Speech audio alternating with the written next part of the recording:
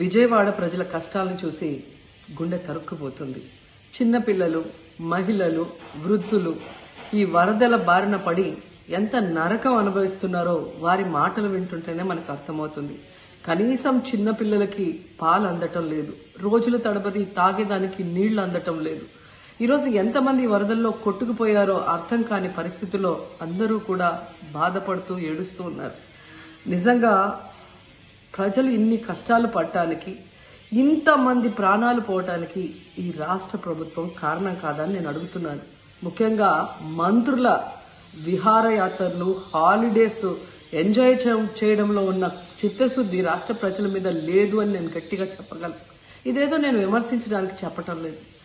28వ తేదీనే 30వ తేదీలో వర్షాలు రాబోతున్నాయని చెప్పి వాతావరణం సమాచారం ఇవ్వటం జరిగింది ప్రభుత్వానికి. అయినా కూడా ముఖ్యమంత్రి గాని, మంత్రులు గాని ఎటువంటి సమీక్షలు చేయకుండా, ప్రజల్ని అప్రమత్తం చేయకుండా నిర్లక్ష్యం వహించడం వల్లే ఈరోజు ఇన్ని లక్షల మంది వరద నీళ్లలో మునిగిపోయారు. ఇంతమంది ప్రాణాలు పోగొట్టుకున్నారు.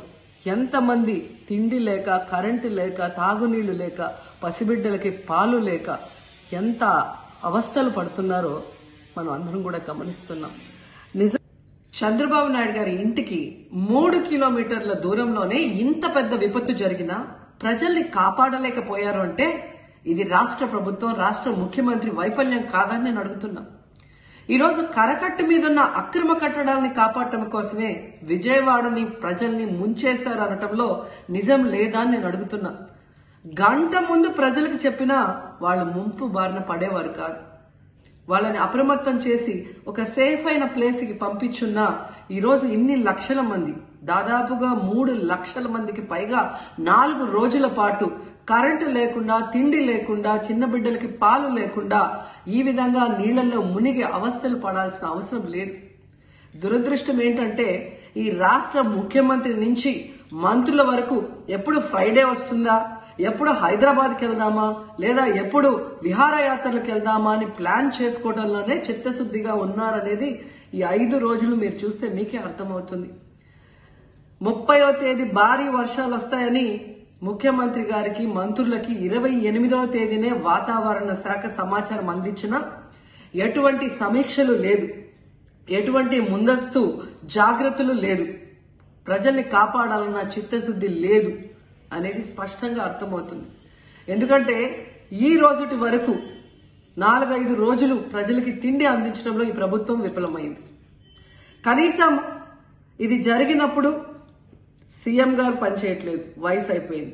డిప్యూటీ సీఎం గారు, పంచాయతీరాజ్ శాఖ మంత్రి గారు కనీసం తన శాఖను అప్రమత్తం చేసి ప్రజల్ని కాపాడాల్సిన బాధ్యత ఉన్నా ఈ రోజు 5 రోజుల వరకు ఆయన అసలు విజయవాడ వైపే రాలేదు. ఇక ఆ కాన్స్టిట్యున్సీ ఎమ్మెల్యే ప్లస్ రాష్ట్ర మంత్రి లోకేష్ గారు మొత్తం మునిగిపోయి మంగళగిరి, విజయవాడ అలల్లాడిపోతుంటే ఆయన హైదరాబాద్ లో ఎంజాయ్ చేస్తున్నారు. ఇక హోంమంత్రి గారు తెలిసిన సంగతే. ఇక మున్సిపల్ శాఖ మంత్రి నారాయణ గారు ఈరోజు విజయవాడని ముంచేసింది ఈ మున్సిపల్ శాఖ నిర్లక్ష్యం కాదని నేను అడుగుతున్నా.